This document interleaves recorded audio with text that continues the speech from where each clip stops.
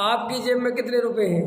200 रुपये हैं। तो तुम 200 रुपये कट नहीं जाए इसकी चिंता करोगे, जो है ही नहीं 2 करोड़ उसकी चिंता करोगे?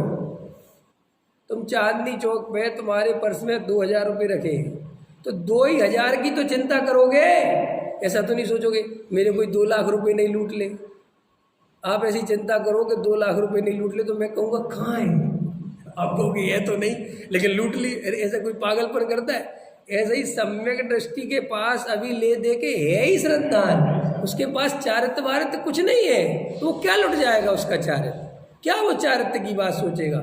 उसको तो बार बार ये लगता है कि कहीं से मेरा श्रद्धान कमजोर ना पड़ जाए, कहीं मैं एक द्रव्य को दूसरे द्रव्य का कर्ता ना मान लूं, कहीं मुझे जिनेंद्र भगवान पे शंका ना हो जाए, कहीं मुझे तत्वों में शंका नहीं हो जाए, कहीं ऐसा नहीं हो मैं अपने को वापस शरीर मान लूं।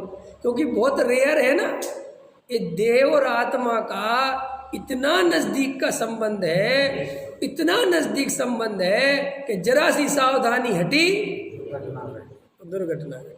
और उससे भी ज़्यादा निकटता का संबंध राग द्वेष के साथ है, उससे भी ज़्यादा।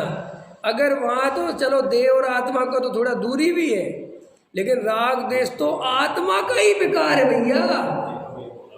तो उसको ये सावधानी रहती है कि ये राग हो रहा है, कहीं मैं इसका कर्ता ना बन जाऊं, कहीं मैं इसका भोक्ता ना बन जाऊं, कहीं इसमें एकत्व नहीं हो जाए, कहीं इसमें महत्व नहीं हो जाए। माने 24 घंटे जो वेद ज्ञान की धारा ज्ञानी के बहती है वो कहीं रुक ना जाए, इसकी सावधानी का नाम ही परिणाम बिगड़ने का भय दिखता है, और कोई दूसरा नहीं लेना। हाँ, मुनिराज अपना रखते हैं, ऐसा नहीं कि ये उसके कई अर्थ हैं।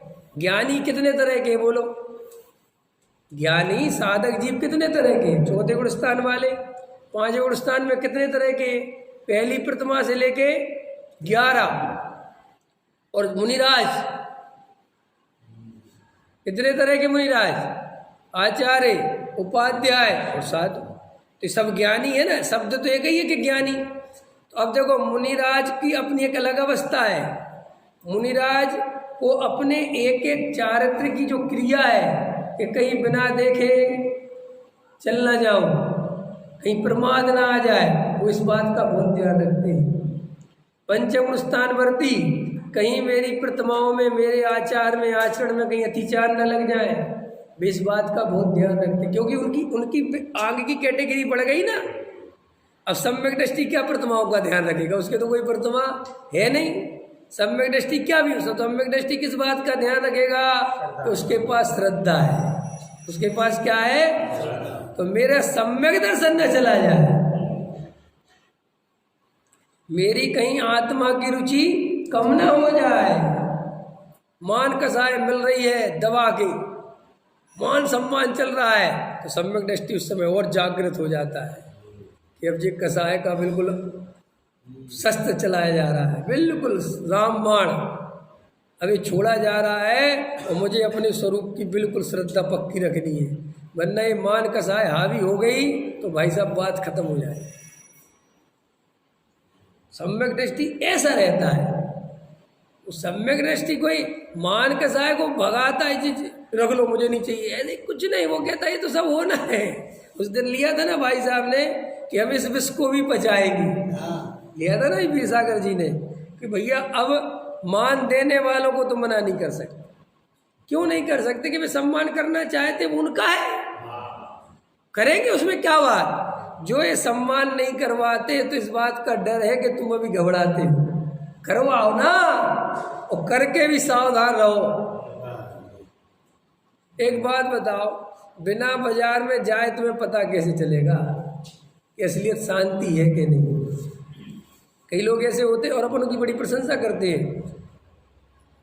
मैं किसी का नाम नहीं लेना चाहता, वो सब जानते हैं कि प्रवचन किया, अब 2 शब्द उनके बारे में बोला, उसके भग जाते हैं, हमें नहीं सुनना,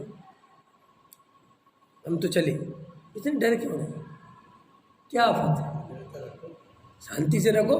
हम तुम्हारी प्रशंसा तो कर ही नहीं रहे वैसे भी। अगर तुम्हारा वेद ज्ञान पक्का है, तुम तुम्हारी कर रहे क्या? हमारे बीच में पंडित विवेक कुमार जी पधारे थे, बहुत बढ़िया स्वाध्याय उन्होंने लिया, इसमें पंडित विवेक कुमार मैं नहीं हूँ, स्वाध्याय में ले नहीं सकता क्योंकि वाणी का कर्ता मैं नहीं हूँ। तो ये जो प्रशंसा कर रहा है ये मेरी तो होनी नहीं, तो मुझे डरने की क्या जरूरत है। और आचार्य कहते यही तो परीक्षा की घड़ी है कि तुम्हारा श्रद्धान है कितना मजबूत। और अगर तुम विवेक कुमार की प्रशंसा होती और तुम्हें घबराहट होती है तो इसका मतलब अंदर बहुत कमजोरी है। नहीं समझ में आया? देखो भाई ये बात अच्छे से समझो, बिना परीक्षा दिए हुए पास नहीं होते, परीक्षा तो देनी पड़ती है। ऐसे ही कोई वन जंगलों में जाके बैठ जाए, अरे हमारे मुनिराज भी देखो भाई साहब गृहस्थों के बीच में आते, वे भी देखते कि क्या भरा पड़ा है अंदर।